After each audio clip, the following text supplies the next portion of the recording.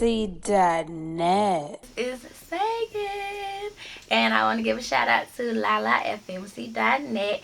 Baby, gave you all my love, I was down to ride. I'm a player and I got my pride, you won't see me cry. But I'm about to pull up on that bullshit. Yeah, I'm about to pull up on that bullshit. Yeah. So who are you and what do you do? My name is Sagan. I am a R&B artist. I write love songs. Like, love songs for women who aren't necessarily able to display how they feel without being like extra feminine, just real trill with it. So what made you into music? I've been singing all my life, but maybe in like 2006, I just realized that I wanted to like try it. Somebody actually asked me to do a feature. I had just been humming, and this guy heard me and he wanted me to do a feature, and I'm like, okay. So that was my first time, and that's kind of like where the love for it grew from, and I've just been doing it ever since. Okay, so where you from? I was born in Greenwood, Mississippi. So what's the name of your project? My latest project is entitled Wildflower.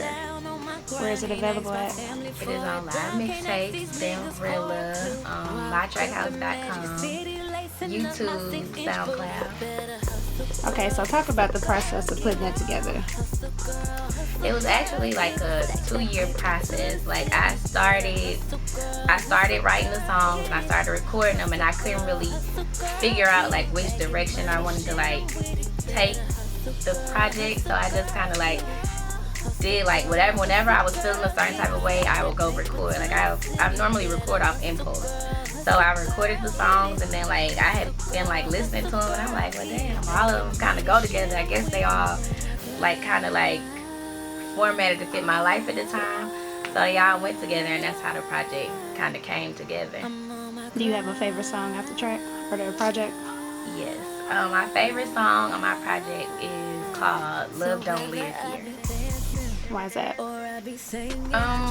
Pretty much because I'm like an oldies kind of girl, and I like that song, and like it's just really like realistic. Like the song is basically about how like you could want to be over someone, but you can't really get over them, and mainly the reason you can't get over them is because you kind of like keep going back to them, you keep kind of dibbling and dabbling in it, so you can never really like get the closure.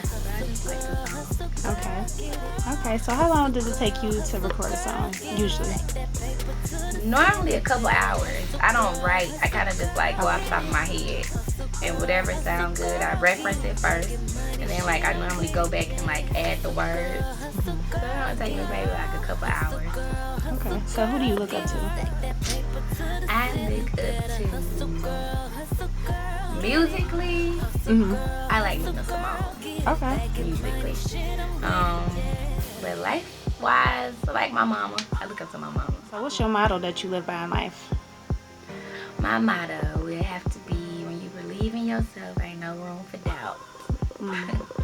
And I feel like that because like I feel like so many people like try to come in between like what your vision is and try to like, well, you think you need a plan B and you need this. Like, no, I don't. Like, I believe in myself, so I ain't got no room for none of that you talking about. Right. So that would be my motto for life. Okay. So what's been a challenge for you being a female in this industry? I really haven't had any challenges. Only because, like, I paced myself. Like, from the beginning, like, from when I first started to now, like, I had, like, a relationship with a lot of different DJs because I worked in a lot of the clubs in Atlanta. So, I don't really have any challenges as far as, like, them getting my music played. If anything, it would be, like, now that, like, my music is kind of, like, moving along. Like, I run into people all the time who, like, oh, let me get behind you, let me get in, I want in, and it's just like, that's a challenge for me because I know for myself that I know what I want to do and I know exactly how I want it. So I don't want anybody to come in on what I'm trying to do, but at the same token, music is expensive. So sometimes I might start thinking like, maybe they can't help me, and then I'd be like, hell no. That's probably like one of the biggest challenges I go back and forth with myself about. Okay. So talk about the transition from working in the clubs to going to the clubs and getting your music played. I mean, like, how do I go in and get a play? Or just, just like from being, I guess, like I call dancers A&Rs because y'all got a good ear for music. What's good and what's not. Right. As opposed to going in there as an artist. What's the difference? There really isn't a difference. There really isn't a difference. I feel like when you let it be known that you working towards something and you know what you want, and you're not really like passive about it, like people fuck with it just based off of that. Like I'm not passive. I let it be known, I'm cool. You want to drink, you know what I mean? I just feel like you gotta fuck with the DJs, but I'm not passive. Like I'm cool, but at the same token, I need you to play my songs because you playing all this other shit that don't sound like that. You know what I mean? Okay. So what's your ultimate goal? My ultimate goal, I want to do everything. I want to tour. I want to like perform, do interviews. I just want to be big. I can't really say I have like a set goal as to what I want to do because I want to do so much. If I say, I want to do this is my ultimate goal, I kind of feel like I'm limiting myself. So I want to do everything. Whatever come my way that's beneficial to me, that's what I want to do. That's my ultimate goal. Be big. Do it the right way. So what have you learned so far in all your years of doing music?